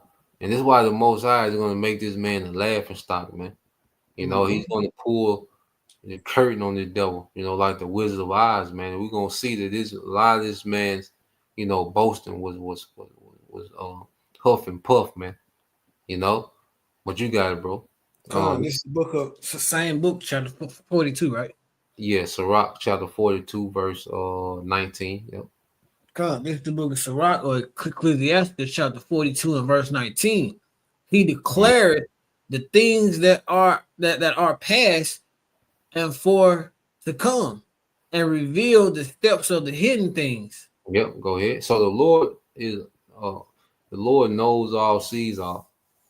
Okay, there ain't no way, all right, that this devil, think he can come up with something that's above the Most High's understanding, because what that devil Yuval Harari say, that it can be an economic crisis and the AI can do it, and it'd be so complicated that no one can understand it. This man is really boasting that he's making something smarter, okay, than people, all right, with his hands, man. Okay, go ahead. Verse 20, no thought escapeth him, neither any word is hidden from him. Yeah, and that's another boast too, because Esau is saying that, okay, because Esau is saying that I can make something smarter than me. So he's boasting that like the Most High made something that was smarter than him with him, you know, because in his mind that he's becoming he this man like really thinks he's on that level, you know. That's why we got this precept earlier, you know, let the potsherd scribe. Woe to him that scribe with his maker. You see, Esau thinking he can go tick for tack, like he can go back and forth with the Most High. This is what the devil is on. Like he really there. This what this nigga is at with, like it's gonna be a back and forth. You know? That's why the Most High gonna send you Howard Shine to just wipe the floor with this nigga, man. Hey, bro. Hey, you ever you know, we hear about a lot of Jakes, you know, who went back and forth. You know, they said it was an old saying, you know, every young man had to try his father, and his father ended up putting him on his ass. Yeah, That's what finna happen to Esau. Esau, you really think you can go? You really think he can go blow for blow with the Most High, bro? And like, no, man, you finna get a major ass whooping, bro. Yeah, it's gonna be bad. You know, it's gonna be one blow. You know what I mean? That's it. You got it, bro. Come, verse 21. He that garnished the excellent words of his wisdom, and he is from everlasting to everlasting. Think about that. He's from everlasting to everlasting. Like, how can you even wrap your mind around it, man? And this devil is thinking that he's finna go back and forth with the Most High. Like he can go tick for tack. From everlasting to everlasting. These niggas get old. These niggas be having heart transplants. You see, look. First off, look how these niggas look, nigga. If you were so wise and smart, nigga, why? And you a guy, why you look like that, nigga? Like you look at these old Edomites, nigga. Like the fact that you look like that, nigga. That's in the spirit, bro. I said, damn, these niggas get 40. It look like he's 60 at 40. Like, and then when he gets 60, that nigga damn near look like he need to be in the box already. If he just so happened to make it to 70 or 80, that nigga look bad, man. like, and you said everlasting to everlasting, bro. I don't know about you, but you know when you grew up, it just certain people you ain't finna fight or you ain't even finna try to fight. You know when before you came into this thing, you realize it just some folks you not I ain't even finna fuck with him like that. You know what I'm saying? Like he's from everlasting to everlasting. It just certain people, and when I say certain people, I'm referring to the Most High, the certain the Most High, the Father. It just you got man, you better learn some respect, man. Yeah, well, he got to learn the hard way. You know, your uncle got a hard ass head, man. You know, gotta pull in. Look at these. Hold on, you gotta pull these niggas up, man. You know, they're gonna get back to that, but Yeah, they said, but the best lesson is a learned lesson, or what's the term? A well whooped ass, and that's what Esau finna get. Look at these niggas. You know, this John D. Rockefeller. Look at these. That man look at these niggas, man. That man look like the shit off. What's that movie?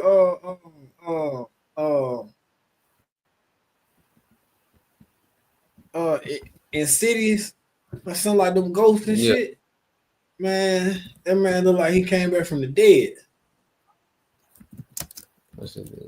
Joe Solo. You look at these devils. Look at these niggas, man. Look at these niggas, man. Okay. Dang. Yeah, it get terrible, man. You know? His skin leaving his body. Yeah. So yeah, you look at these niggas, man. My brother said he saw me hurt early. Early. You know? Well, you got it, bro. You go back to read verse 21 again. I got you. Verse 21. He that garnished he that garnered the excellent words of his wisdom, and he is from everlasting to everlasting. Unto him may nothing be added, neither can it be diminished. and he Mm-hmm. had no need of any counsel. Yeah, so unto him ain't nothing be added. All right. The Most High don't need Esau to add no bullshit ass technology to his creation, man. Okay. The Most High don't need pesticide. You know, there's certain way to, like, when you grow your fruit, bro, that the fruit's supposed to have so much juice in it to, if the birds try to eat it, you know, they would drown, you know, because of the juice that he got in it. Like, Most High don't need no pesticide. And that juice benefit us. Now, there's certain things that the bird can't eat, but it ain't meant for them to just eat your whole garden, you know. So the Most High got natural repellents, you know, and then repellent, like, it can drown the bird, but it help us, you know. So, and it's just so much, just one of many things. The Most High got so much wisdom in creation that we haven't even tapped into yet. But this nigga is acting like we beyond all that. We on something else. You know, want to clone the meat. No. Okay, want to splice the genes, want to take the seeds out of fruit. This is him making himself a counselor to the Most High. And the Most High saying, look, nigga, I don't need no counselor. Nigga, I'm me. You see? I got something for you. I'm putting that in too, bro. Yeah, you got it, bro. Come on, this should bag you up on that one.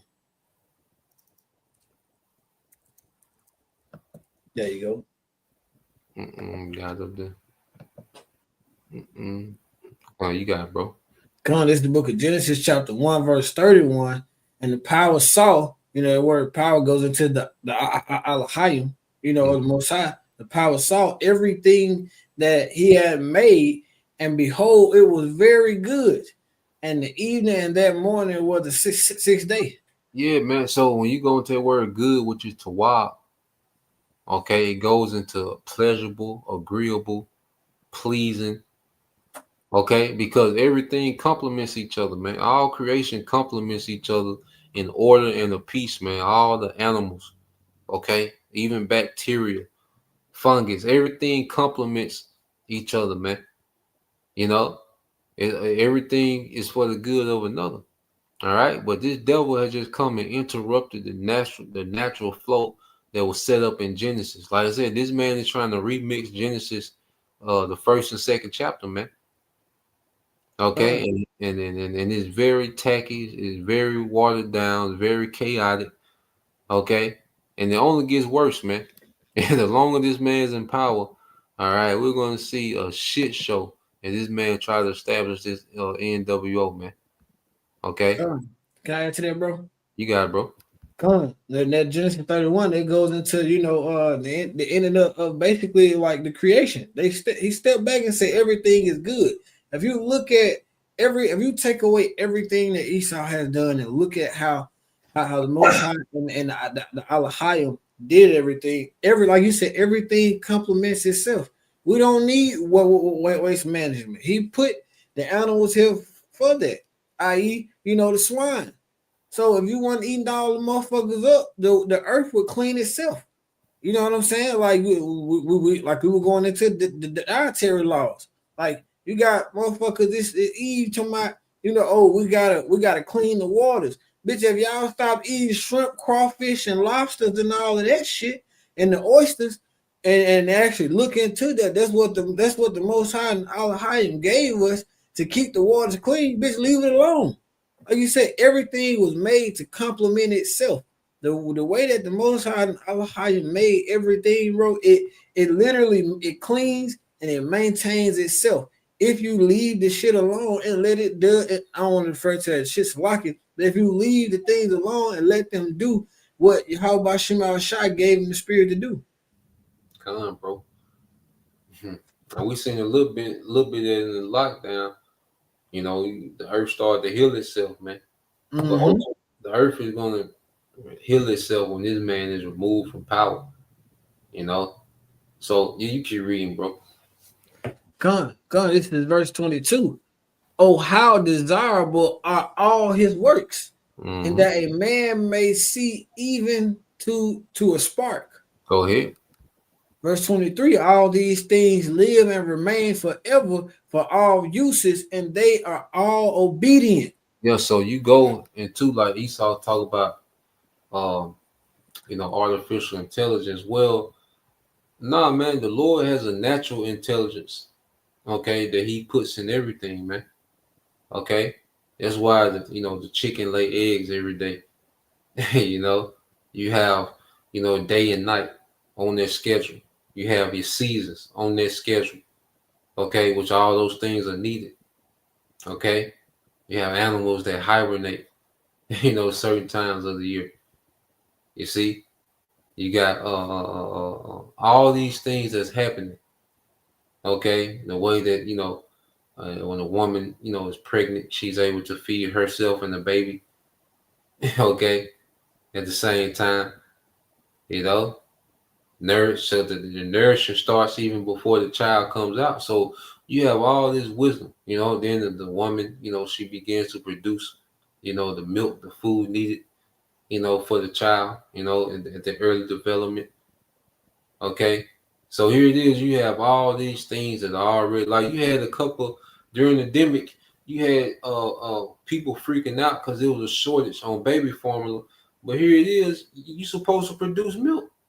How can you have a shortage on baby formula but that when you're pregnant, you're supposed to produce milk? But see, women's bodies are so jacked up and that juice, it was reported that juice stopped women from producing milk and, like it sterilized people like, oh man, like this man has jacked everything up so much, to where you depend on this chaotic system, man.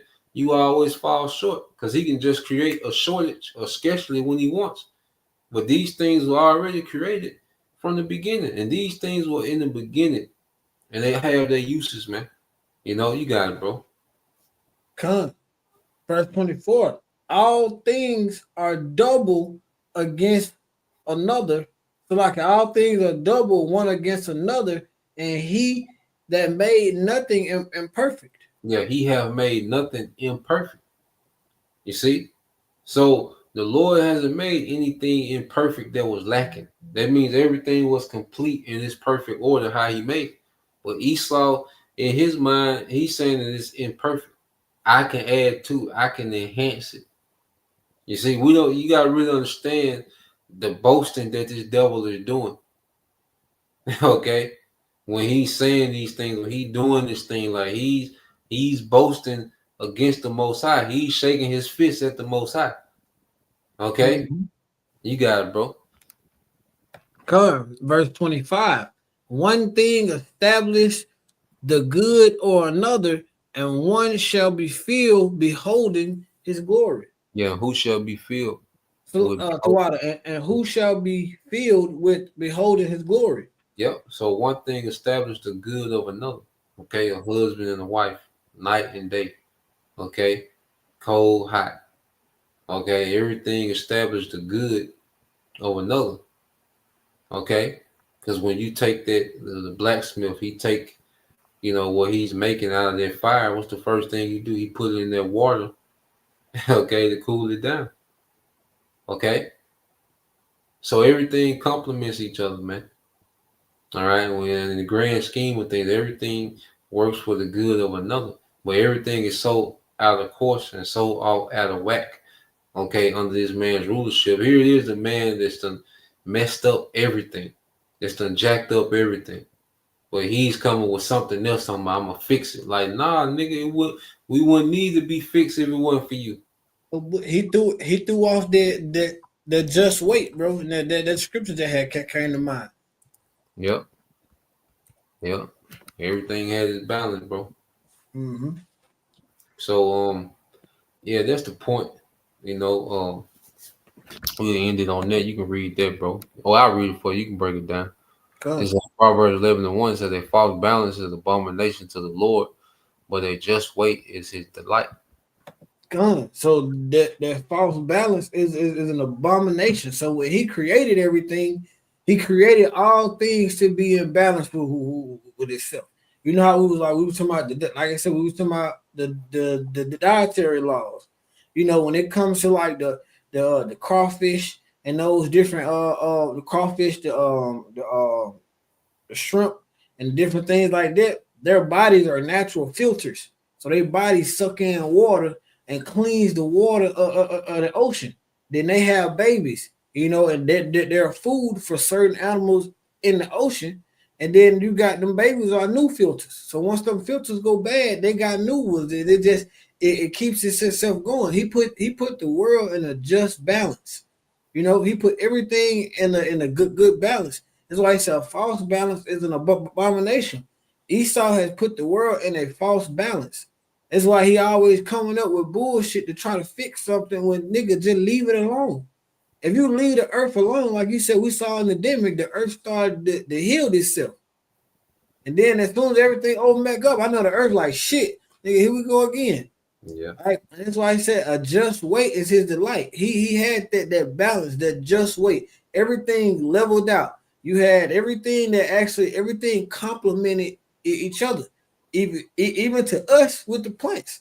Everything complements each other as well. But when Esau in control, it's overall when he's in control, it's a fucking abomination, man.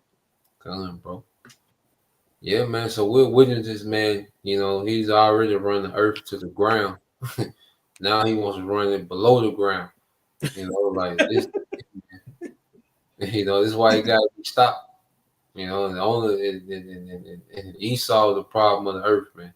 And if you were Israelite, all right, and and top of your priority is not Esau being removed from power, shit, you in the wrong spirit, man. Okay, shit, you in the wrong business. Yeah, exactly.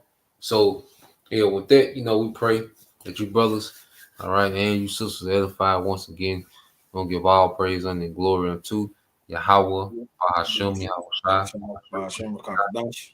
double honors unto the apostles and the elders of GMS who rule well, teach well, being great examples to his young brothers, and peace and blessing, salutation, hopefully, shalom. Shalom.